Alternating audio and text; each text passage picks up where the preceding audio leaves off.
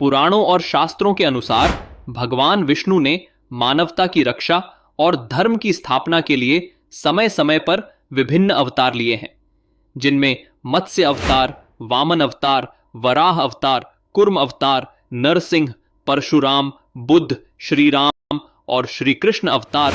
इन अवतारों में से अंतिम अवतार कल की अवतार माना जाता है, जो कि भविष्य में आने वाला है। तो क्या सच में भगवान कल्कि का अवतार होगा? और भगवान कल्कि कहां जन्म लेंगे? उनका साम्राज्य कैसा होगा? क्या 7 चिरंजीवी भगवान कल्कि की मदद करेंगे? तो दोस्तों, इन सभी प्रश्नों के उत्तर आज हम इस वीडियो में जानेंगे।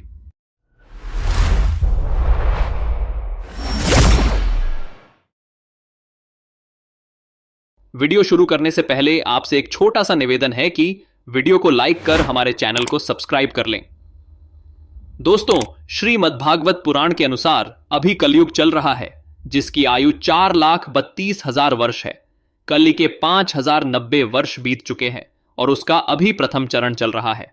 कलयुग के अंत में जब अधर्म और अनाचार अपने चरम पर पहुंच जाएगा, तब भगवान विष्णु कल्कि अवतार के रूप में प्रकट होंगे। कहा जाता है कि उस समय मनुष्य की नैतिकता पूरी तरह से समाप्त हो जाएगी और समाज में अत्याचार, पाप और भ्रष्टाचार का बोलबाला होगा। धर्म की हानि होगी और लोग केवल भौतिक सुखों की लालसा में जीवन व्यतीत करेंगे। कल्कि अवतार का जन्म एक ब्राह्मण परिवार में होगा। यह परिवार संभल नामक स्थान पर निवास करेगा, जो कि वर्तमान समय में उत्तर प्रदेश राज्य के मुरादाबाद जिले में माना जाता है। भगवान विष्णु कल्कि के रूप में विष्णु यश और सुमति नामक दंपति के घर जन्म लेंगे। ऐसी मान्यता है कि इस अवतार में भगवान का वाहन एक सफेद रंग का घोड़ा होगा। यह घोड़ा देवदत्त के नाम से जाना जाएगा। कल्कि भगवान के गुरु भगवान परशुराम जी होंगे। परशुराम जी भगवान विष्णु के ही एक अवतार माने जाते हैं। इन्हें अमरत्व का वरदान प्राप्त है। इनके निर्देश पर कल्कि भगवान शिव की तपस्या करेंगे और दिव्य शक्तियों को प्राप्त कर अधर्म का अंत करेंगे। रामावतार के समान ही कल्कि अवतार में भी भगवान 4 भाई होंगे। इनके अन्य 3 भाइयों के नाम होंगे सुमंत, प्राज्य और कवि। अपने इन्हीं भाइयों के साथ मिलकर भगवान धर्म की स्थापना करेंगे। कल्कि अवतार में भगवान के 4 पुत्र होंगे। इनके नाम होंगे जय, विजय, मेघमाल तथा बलाहक। भगवान कल्कि का मुख्य उद्देश्य अधर्म और पाप का नाश करना और धर्म की पुनः स्थापना करना होगा।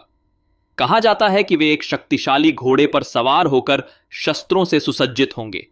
उनके हाथ में तलवार होगी, जिससे वे दुष्टों और पापियों का संहार करेंगे।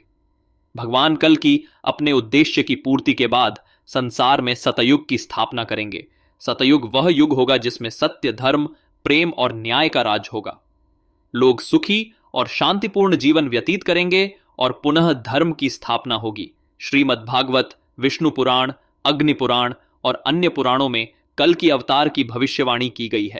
कल्कि अवतार के गुणों के अनुसार कर्म करने के सत्य रूप को एक कदम बढ़ाते हुए तथा अनेक कर्म के प्रतीक अनेक हाथों वाला दिखाया गया है।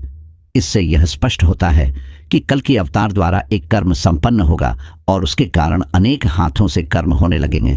अर्थात वे यह कहने में सक्षम होंगे कि मैं अनेक हाथों से कर्म कर रहा हूं और सभी मेरे ही कर्म ज्ञान से कर्म को कर रहे हैं।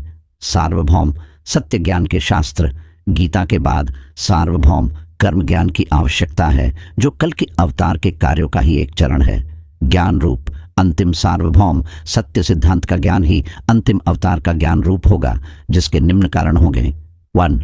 प्रकृति के 3 गुण सत्व, रज, तम से मुक्त होकर ईश्वर से साक्षात्कार करने के ज्ञान का शास्त्र श्रीमद् भगवद गीता या गीतोपनिषद उपलब्ध हो चुका था, परंतु साक्षात्कार के उपरांत कर्म करने के ज्ञान अर्थात ईश्वर के मस्तिष्क का कर्म ज्ञान का शास्त्र उपलब्ध नहीं हुआ था। अर्थात ईश्वर के साक्षात्कार का शास्त्र तो उपलब्ध था, परंतु ईश्वर के कर्म करने की विधि का शास्त्र उपलब्ध नहीं था। मानव को ईश्वर से ज्यादा उसके मस्तिष्क की आवश्यकता है। 2. प्रकृति की व्याख्या का ज्ञान का शास्त्र श्रीमद् भगवद गीता या गीतोपनिषद तो उपलब्ध था, परंतु ब्रह्मांड की व्याख्या का तंत्र शास्त्र उपलब्ध नहीं था। 3.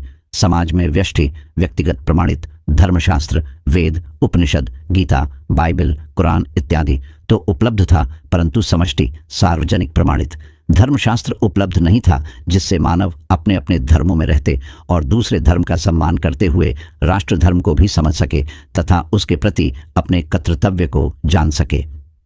4. शास्त्र।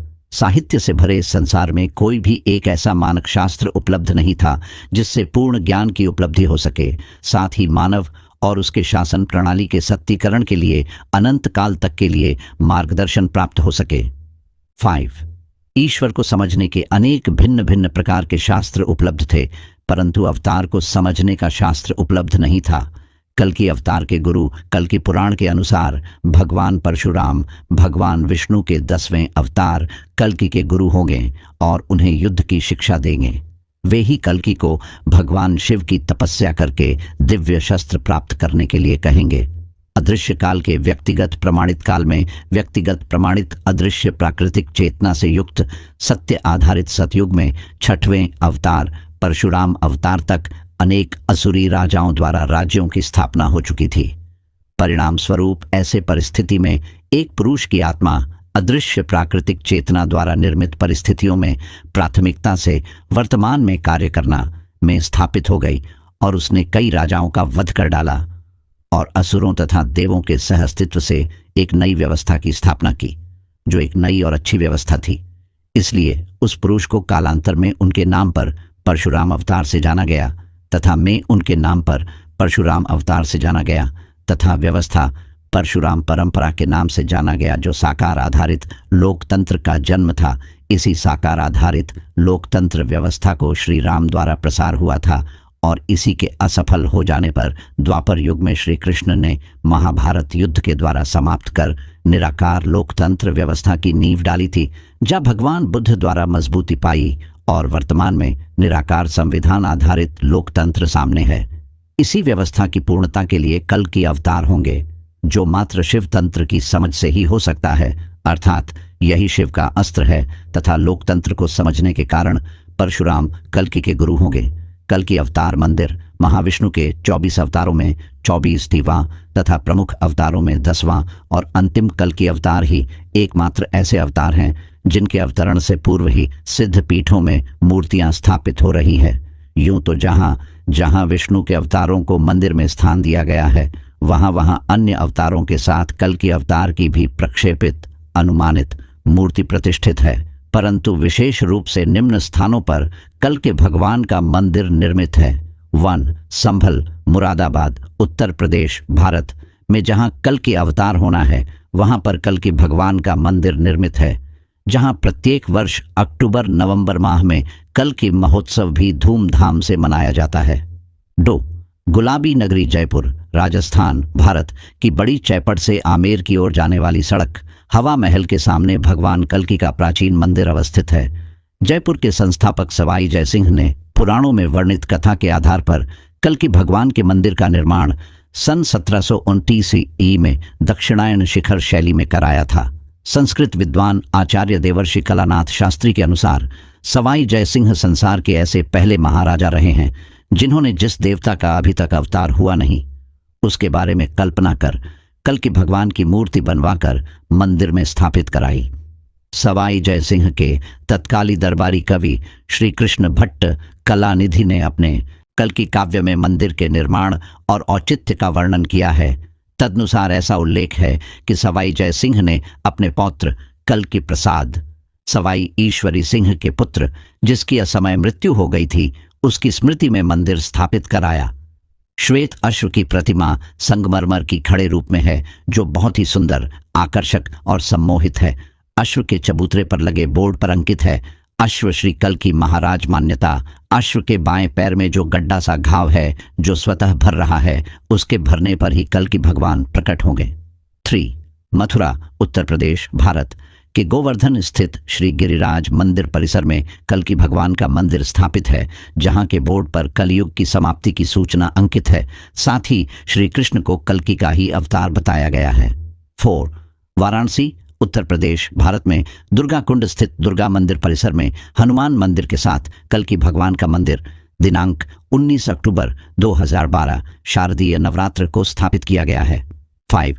अन्य स्थानों श्री कल्कि विष्णु मंदिर अजमेरी गेट दिल्ली श्री कल्की मंदिर मादीपुर पंजाबी बाग दिल्ली, ललिता माँ मंदिर नईमिषारण्य तीर्थ, सीतापुर काली मंदिर काली घाट कोलकाता, श्री योगमाया मंदिर महरौली दिल्ली, श्री विष्णुपाद मंदिर गया धाम गया बिहार, श्री कालका जी मंदिर निकट नेहरू प्लेस नई दिल्ली, अमृत परिसर ब्रिज घाट गढ़गंगा, श्री गौरी शंकर मंदिर चांदनी चौक दिल्ली, ईस्कॉन मंदिर ईस्ट ऑफ कैलाश नई दिल्ली, श्री हनुमान मंदिर करोड़ीमल कॉलेज परिसर हंसराज कॉलेज हॉस्टल के सामने दिल्ली, श्री कल्की मंदिर वैष्णो देवी बाणगंगा कटरा जम्मू, श्री लक्ष्मी नारायण संस्थान बंसत विहार नई दिल्ली, श्री हनुमान मंदिर निकट रीगल सिनेमा कनॉट प्लेस नई दिल्ली, श्री कल्की मंदिर मरघट वाले हनुमान जी रिंग रोड यमुना बाजार दिल्ली, 6 श्री कल्की विशाल मंदिर दिल्ली जयपुर हाईवे रोड मानेसर गुड़गांव हरियाणा इत्यादि में भी कल्की अवतार की मूर्ति स्थापित है। 6 श्री कल्की मंदिर वसुंधरा कल्की चैक धापासी गाविस, 7 काठमांडू और संभलपुरी कल्की तीर्थ धाम नेपाल प्रजापति अंचल प्यूठान सारी गाविस, 1 नेपाल में भी कल्की भगवान की मूर्ति स्थापित हो चुकी है। कल्की भगवान के नाम पर नेपाल में विश्व का पहला सरकारी बैंक श्री कल्की बैंक खुल चुका है। सायन कल्की अवतार व कल्की माता से संबंधित वर्तमान समय में कथा गीत कल्की चालीसा कल्की गायत्री मंत्र कल्की मंत्र यंत्र तंत्र स्तुति फिल्म इत्यादि भी बन चुके हैं। कल्की पीठ कल्की पीठाधीश्वर कल्की अवतार फाउंडेशन इंटरनेशनल श्री कल्की बाल वाटिका इत्यादि की भी स्थापना भिन्न भिन्न व्यक्तियों द्वारा की जा चुकी है।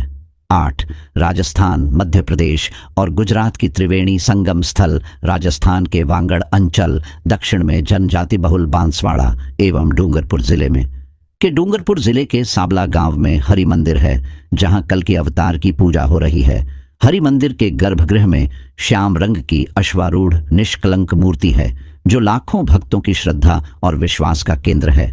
भगवान के भावी अवतार निष्कलंक भगवान की यह अद्भुत मूर्ति घोड़े पर सवार है। इस घोड़े के 3 पैर भूमि पर टिके हुए हैं, जबकि एक पैर सतह से थोड़ा ऊंचा है। मान्यता है कि यह पैर धीरे धीरे भूमि की तरफ झुकने लगा है। जब यह पैर पूरी तरह जमीन पर टिक जाएगा, तब दुनिया में परिवर्तन का दौर आरंभ हो जाएगा। संत मावजी रचित ग्रंथों एवं वाणी में इसे स्पष्ट किया गया है। यहाँ बाकायदा कई मंदिर बने हुए हैं, जिनमें विष्णु के भावी अवतार कल्की की मूर्तियां स्थापित हैं और इनकी रोजाना पूजा अर्चना भी होती है। संत मावजी महाराज के अनुयायी पिछले 350 वर्षों से ज्यादा समय से इस भावी अवतार की प्रतीक्षा में जुटे हुए हैं। संत मावजी महाराज लाखों लोगों की आस्थाओं से जुड़े बेणेश्वर धाम के आद्य पीठाधीश्वर रहे हैं। भक्तों की मान्यता है कि वे जिस देवता की पूजा कर रहे हैं, वे ही कलयुग में भगवान विष्णु के कल्की अवतार के रूप में अवतरित होंगे और पृथ्वी का उद्धार करेंगे। इन्हीं निष्कलंक अवतार के उपासक होने से संत मावजी के भक्त अपने उपास्य को प्रिय ऐसी ही श्वेत वेशभूषा धारण करते हैं। निष्कलंक संप्रदाय के विश्वपीठ हरि मंदिर सहित वागड़ अंचल और देश के विभिन्न हिस्सों में स्थापित निष्कलंक धामों में भी इसी स्वरूप की पूजा अर्चना जारी है। देश के विभिन्न हिस्सों में फैले लाखों माओ भक्तों द्वारा अपने उपास्य के रूप में इन्हीं निष्कलंक भगवान का पूजन अर्चन किया जाता रहा है। विभिन्न निष्कलंक धाम मंदिर के स्वरूप में हैं, जबकि निष्कलंक संप्रदाय के विश्वपीठ हरि मंदिर पर न तो कोई गुंबद है और न ही मंदिर की आती, बल्कि यह गुरु आश्रम के रूप में ही अपनी प्राचीन शैली में बना हुआ है। निष्कलंक संप्रदाय के मंदिर साबला, पुंजपुर, वमासा, पालोदा, शेषपुर, बांसवाड़ा, फतेहपुरा, घूघरा, पारड़ा, इटिवार, संतरामपुर आदि गांवों में अवस्थित हैं। इन सभी मंदिरों में शंख, चक्र, गदा, पद्म सहित श्वेत घोड़े पर सवार भावी अवतार निष्कलंक भगवान की चतुर्भुज मूर्तियां हैं। मावजी की पुत्र वधू जनकुंवरी ने ही बेणेश्वर धाम पर सर्वधर्म संभाव के प्रतीक विष्णु मंदिर का निर्माण करवाया। इसके बारे में मावजी की वाणी में स्पष्ट कहा गया है, सब देवन का डेरा उत्से, निकलंक का डेरा रहे से, अर्थात मंदिर, मस्जिद, गिरजाघर आदि सब टूट जाएंगे, लेकिन कलयुग में अवतार लेने वाले निष्कलंक भगवान का एक मंदिर रहेगा, जहां सभी धर्मों के लोगों को आश्रय प्राप्त होगा। सभी लोग इसे प्रेम से अपना मानेंगे। 9 मावजी महाराज का जन्म साबला गांव में विक्रम संवत 1771 में माघ शुक्ल पंचमी को हुआ। इसके बाद लीलावतार के रूप में मावजी का प्राकट्य संवत 1786 में माघ शुक्ल एकादशी को हुआ। उन्हें भगवान श्री कृष्ण का लीलावतार माना जाता है। संत मावजी की स्मृति में आज भी बांसवाड़ा एवं डूंगरपुर जिलों के बीच माही, सोम एवं जाखम नदियों के बीच विशाल टापू पर बेणेश्वर में हर साल माघ पूर्णिमा पर 10 दिन का विशाल मेला भरता है। इसे आदिवासियों का महाकुंभ भी कहा जाता है। स्वयं मावजी महाराज की भविष्यवाणी के अनुसार संतन के सुख करण को हरण भूमि को भार है कलयुग अंत में निष्कलंक अवतार, अर्थात सज्जनों को सुख प्रदान करने और पृथ्वी के सिर से पाप का भार उतारने के लिए कलयुग के अंत में भगवान का निष्कलंक अवतार होगा। संत मावजी महाराज ने स्पष्ट लिखा है, श्याम चढ़ाई करी आखरी गरुड़ ऊपर सवार, दुष्टि कालिंगो सेंधवा असुरणी करवाहाण, कलिकाल व्याप्यो घणो कली मचावत धूम, गौ ब्राह्मण निरक्षा करवा बाल स्त्री करवा प्रतिपाल। मावजी की वाणी में कहा गया है कि निष्कलंक अवतार के साथ एक चैतन्य पुरुष रहेगा जो दैत्य दानवों व 14 मस्तकधारी कालिंगा का नाश कर चारों युगों के बंधनों को तोड़कर सतयुग की स्थापना करेगा। इस पुरुष की लंबाई 32 हाथ लिखी हुई है। यह अवतार गौ ब्राह्मण प्रतिपाल होगा तथा धर्म की स्थापना करेगा।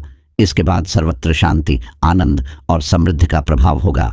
निष्कलंक अवतार के स्वरूप में बारे में संत मावजी के चैपड़ों में अंकित है, धोलो वस्त्र ने धोलो शणगार, धोले घोड़ी ले घूघर माला, राय निकलंग जी होए असवार, बोलो देश में नारायण जी नु निष्कलंकी नाम, क्षेत्र साबला पुरी पाटन ग्राम। इसमें साबला पुरी पाटन ग्राम का नाम अंकित है।